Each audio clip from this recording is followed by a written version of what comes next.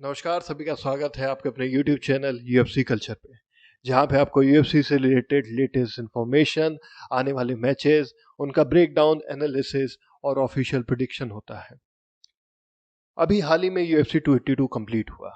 Amazing card था, amazing.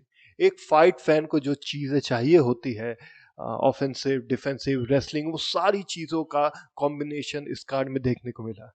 पर UFC 282 में कुछ ऐसी चीज़ें भी हुई जिसके बारे में फैन एक्सपेक्ट नहीं कर रहे थे। जैसे दो डिसीजन ऐसे हुए जो कि कंट्रोवर्शियल भी हैं, उनके ऊपर भी हम डिस्कस करेंगे। तो मैं पहले आपको बताता हूं कि प्रीलिम कार्ड में जो जो मैचेस हुए उसमें से शुरुआत के मैचेस में सबमिशन और टोटल नॉकडाउन के थ्रू सारे ही रिजल्ट आए। केवल मेन इवेंट जो कि लाइट हैवी वेट बेल्ट के लिए था, यॉन ब्लुकोविच और मेगोमेद एनकालेव के बीच में, और लाइट हैवी वेट का जो नॉर्मल मैच था, Paddy Baddy the Pimblett versus Jared Flash Gordon के बीच में। इन दोनों मैच में डिसीजन तक नौबत गई। बाकी जितने ही भी मैचेस हुए, वो आपका डैरेन टिल का हो, वो आपका ड्यूप्लेसिस का हो, सारे मैचेस में रिजल्ट नॉकडाउन से आए या सबमिशन से आए।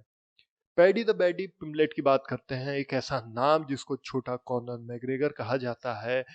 इनके अंदर एक करिश्मा है, एक चार्म है जो लोगों को अट्रैक्ट करता है यूएफसी के मैचेस देखने के लिए। पर कल के मैच के बाद जेरेड फ्लैश गॉर्डन ने दिखा दिया कि पैडी द बैडी इतने भी बेस्ट नहीं है, और शायद ये एक हाइप ट्रेन है जो चल रही है। और जब इस मैच का डिसीजन आया और पैडी द बैडी को विनर घोषित किया गया, तो इस पे कई तरीके की कंट्रोवर्सी हुई। 3 राउंड की फाइट थी। केवल पहले राउंड में पैडी द बैडी ने थोड़ा काउंटर अटैक किया था, ऑफेंसिव मूवमेंट दिखाए थे, जैब कर रहे थे, लेग किक कर रहे थे। पर पहले, दूसरे, तीसरे राउंड में जेरेड गॉर्डन ने पूरी तरीके से पैडी द बैडी के ऊपर प्रेशर बनाए रखा। पहले राउंड में उन्होंने लेफ्ट हुक मारा, कई बार जैब किए, जो कि पूरी तरीके से पैडी पिम्बलेट के ऊपर लैंड कर रहे थे।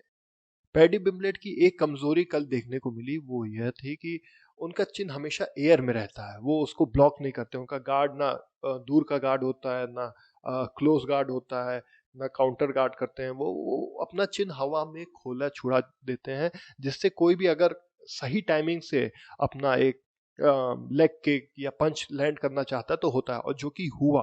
पैडी पिम्बलेट की चिन्ह काफी स्ट्रांग है, इसलिए वो सरवाइव कर जाते हैं। पर लाइट वेट कैटेगरी में कई सारे लेजेंड हैं जिनका मानना है कि paddy the baddie over hyped है। और कल का मैच देखने के बाद मुझे भी कुछ ऐसा लगा। अब अगर पैडी द बैडी को आगे सरवाइव करना है, लाइट वेट चैंपियनशिप जीतनी है, Islam Makhachev, Michael Chandler, Justin Gaethje, Charles Oliveira, इन जैसे खिलाड़ियों को हराना है, तो उनको इवॉल्व करना पड़ेगा। सेकेंड राउंड में पैडी द बैडी को भी रेसलिंग के थ्रू जेरेड गॉर्डन ने काफी देर तक कंट्रोल में रखा, उनको अपने फेंस से सटा के रखा। ना वो स्ट्राइक कर पा रहे थे, ना वो नी मार पा रहे थे, ना वो एल्बो मार पा रहे थे। थर्ड राउंड में भी यही सेम चीज हुआ। आधे से ज्यादा time Jared Gordon Paddy Pimblett के बैक पे चढ़े हुए थे। इसके बावजूद ये स्प्लिट डिसीजन हुआ और विनर दिया गया पैडी द बैडी पिम्बलेट को। अब कई लोग इसके पीछे कई सारी रीजन बता रहे हैं। कई लोग कहते हैं कि डेना वाइट का स्पेशल प्रिविलेज हासिल है पैडी द बैडी को, और पैडी द बैडी एक ह्यूज क्राउड लेके आते हैं यूएफसी में, इसलिए उनको जिताना जरूरी है। 23 का उनका रिकॉर्ड रहा है। कल उन्होंने अपनी विनिंग स्ट्रीक कंटिन्यू रखी। पहला पेपर व्यू था उनका, उस हिसाब से सबको उम्मीदें थी कि पैडी द बैडी अच्छा परफॉर्म करेंगे, पर बिलो एवरेज परफॉर्मेंस मैं कहूँगा। और कहीं ना कहीं जेरेड गॉर्डन मेरे हिसाब से मैच जीतते हैं, लेकिन जजेस वहाँ बैठे हैं, वो हमसे ज़्यादा काबिल हैं, उनके पास इसका सॉलिड रीज़न होगा। इस पे बहस का मुद्दा है और लोग कर रहे हैं। Main event, amazing fight. Main event को देखने के बाद मुझे एहसास हुआ कि यॉन ब्लुकोविच, पोलिश पावर के अंदर वो बात, वो जज्बा, वो डेडिकेशन अभी भी है जीरी पुरास्का के इंजर्ड होने के बाद वो बेल्ट वैकेंट थी। ग्लोवर टेक्सियस ने कहा कि मैं ये मैच इतनी शॉर्ट नोटिस पे मैगोमेद एनकालेव से नहीं ले सकता, क्योंकि मैगोमेद एनकालेव टेक्स्टियन फाइटर हैं, रीच काफ़ी अच्छी है, लंबे कद के हैं, उनकी स्ट्राइकिंग नॉकआउट पावर काफ़ी ज़बरदस्त है, रेसलिंग उनका बेहतरीन है, 83.6% का उनका रेसलिंग डिफेंस परसेंटेज है, वो काफ़ी अच्छी, वो टेक डाउन लेते भी हैं और उसको डिफेंड करते हैं। Jan Blachowicz, one of my favourite fighter, Polish power, उनके मुक्के में इतनी पावर है कि एक या दो मुक्के से वो गेम ख़त्म कर देते हैं।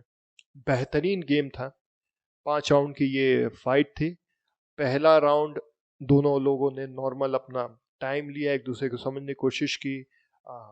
मैगोमेद एनकालेव थोड़ा ऑफेंसिव हो रहे थे, पर यान ब्लॉकोविच अपना एक्सपीरियंस का यूज़ करते हुए उनके शॉट्स को ब्लॉक कर रहे थे, उनके जैब को ब्लॉक कर रहे थे, उनके लेग किक को ब्लॉक कर रहे थे।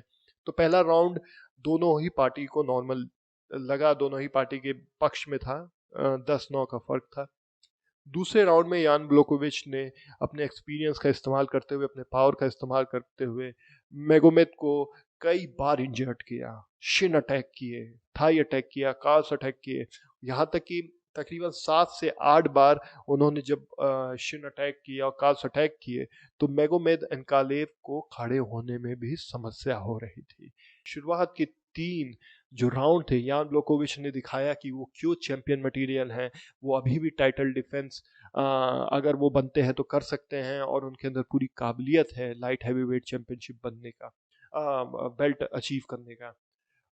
चौथा राउंड होते ही मागोमेद एनकालेव को ये बात समझ में आ गई कि अगर वो ग्राउंड पे खड़े रह के स्ट्राइकिंग करते हैं या बॉक्सिंग करते हैं या किसी तरीके से यान ब्लॉकोविच को लेने की कोशिश करते हैं, तो ये पॉसिबल नहीं है। और यान ब्लॉकोविच की पावर से सब वाकिफ हैं, अगर वो एक भी गलती करते तो यान ब्लॉकोविच उनको नॉकआउट कर सकते थे। तो तारीफ करनी होगी मैगोमेद एनकालेव की 4th और 5th राउंड में उन्होंने पूरा डोमिनेट किया, वो भी किस चीज़ से, जिसमें वो अच्छे हैं। वो खड़े नहीं हो पा रहे थे, लेकिन उन्होंने तुरंत रेसलिंग के ऊपर जंप किया, ग्रैपलिंग स्किल्स दिखाई अपनी, और 4th राउंड में तो मेरे ख्याल से 60 से 70% जो उनका टाइम था, कंट्रोलिंग टाइम था, वो पूरा यान ब्लॉकोविच को ब्लॉक करने में गया। और यान ब्लॉकोविच ना ही स्ट्राइक जनरेट कर पा रहे थे, ना ही एल्बो मार पा रहे थे, उनके अंदर वो स्टैंड अप भी नहीं कर पाए, इतना बढ़िया उन्होंने ग्रैपलिंग किया हुआ था। अपने कॉर्नर की तरफ ले गए थे, जहाँ पे उनके कोचेस उनको रेगुलर आइडियाज़ दे रहे थे, टेक्निक बता रहे थे कि कैसे यान ब्लॉकोविच को ब्लॉक रखा जाए, उनको उठने ना दिया जाए। 5th राउंड में शुरुआत के 5-10 सेकंड में ही यान ब्लॉकोविच एक लेग किक के अटेम्प्ट में गिर गए। उसके बाद पूरे 5 मिनट तक मोगोमेद एनकालेव ने उन्हें कंट्रोल में रखा, उन्हें फेंस से सटाए रखा। और जब इसका डिसीजन आया तो सबको ये उम्मीद थी कि मोगोमेद एनकालेव जीतेंगे, क्योंकि यान ब्लॉकोविच ने शुरुआत के 2 राउंड अच्छे किए थे। पहला राउंड तो दोनों में बराबर बटा था, दूसरा तीसरा यान ब्लॉकोविच, 4th और 5th मैगोमेद एनकालेव ने अच्छा कंट्रोल किया था, लेकिन स्प्लिट डिसीजन से ये ड्रॉ हुआ। जी हाँ, UFC 282 का मेन इवेंट जो कि लाइट हैवीवेट बेल्ट के लिए था, वो ड्रॉ हो गया। इसके बाद पब्लिक ने काफ़ी बूइंग की, कई तरीके के सवाल उठे, और ये भी एक कंट्रोवर्सी हुई कि किस बेसिस पे ये ड्रॉ हुआ।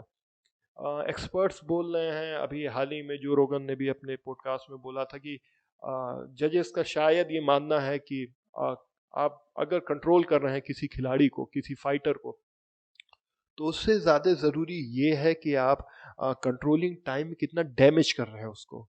और मोगोमेद एनकालेव कंट्रोल किया उन्होंने 2 राउंड, पर मेरे हिसाब से यान ब्लॉकोविच को वो डैमेज नहीं कर पाए। ना ही उनके यान ब्लॉकोविच के कोई कट था, ना ही कोई बॉडी पे बहुत अटैक हुए। जबकि सेकेंड और थर्ड राउंड में यान ब्लॉकोविच ने साफ साफ दिखाया था कि शिन अटैक से उनके लेग कॉम्प्रोमाइज हुए थे मैगोमेद एनकालेव के। और जब भी ये एक स्ट्राइक करते थे, जय मारने की कोशिश करते थे मैगोमेद एनकालेव, यान ब्लॉकोविच उसको खाने के बाद इतना बेहतरीन तरीके से बॉडी अटैक करते थे काउंटर में, जिससे मोगोमेद एनकालेव को गैस आउट होने की ज़्यादा चांसेस हो गई थी। मतलब ऑक्सीजन लेवल गिर जाता है जब आपकी बॉडी पे किक पड़ता है या एल्बो पड़ती है। तो यान ब्लोकोविच का ये जो स्ट्रेटजी थी ये काफ़ी कारगर साबित हुई शुरुआत के 2-3 राउंड में। उसके बाद रेसलिंग के लिए ना ही यान ब्लोकोविच तैयार थे, ना ही मैगोमेद अनकालेव तैयार थे, क्योंकि दोनों फाइटर 4th राउंड में काफ़ी थका हुआ दिखाई दे रहे थे। मेरे ख्याल से दोनों ने ही 5 फाइटों का 5 राउंड के लिए प्रिपरेशन नहीं की थी। डीसी डैनियल कॉर्मियर भी कमेंट्री में यही बोल रहे थे कि शायद दोनों फाइटर को अंदाज़ा ही नहीं था कि ये फाइट 5 राउंड तक जाएगी। इसके अलावा ये फाइट काफ़ी अच्छी थी। अभी भी बेल्ट वैकेंट है।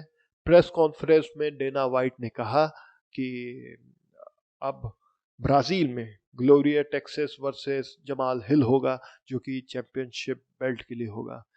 ग्लोवियर यूएफसी लेजेंड हैं, सबसे ज़्यादा उम्र में यूएफसी चैंपियन बनने का कीर्तिमान उनके नाम है। ब्राज़ील उनका होम टाउन है, वहाँ पे है, क्राउड गैदरिंग होगी। अब वीडियो मैं डाल दूंगा डिस्क्रिप्शन में, आप उसको देख सकते हैं। जमाल हिल अभी सेंटोस को हरा के आए हैं, एक अच्छा रन रहा है उनका, और काफ़ी टैलेंटेड माने जाते हैं, काफ़ी तेज है, रीच अच्छी है, फास्ट पेस फाइट करते हैं, ऑफेंसिव करते हैं, टेक डाउन अच्छा है, सबमिशन अच्छा करते हैं।